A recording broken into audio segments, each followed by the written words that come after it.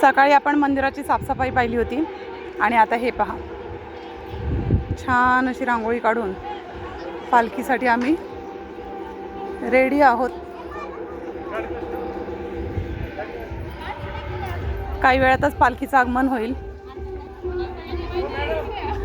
आणि हे पहा, हे पहा सुशोभीकरण चालू आहे. आणि या सगळ्या आमच्या इको व्हिला क्वीन्स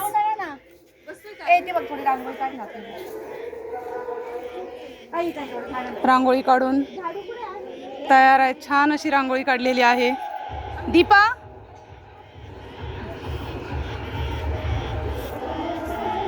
हे पहा,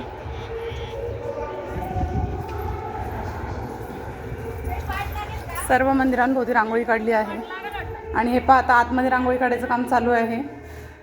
सकाळी तुम्ही साफसफाई करताना पाहिलं होतं मंदिर आणि आता हे सुशोभीकरण झालं आहे. आणि हे पहा, हे आमचे रांगोळी एक्सपर्ट दीपा,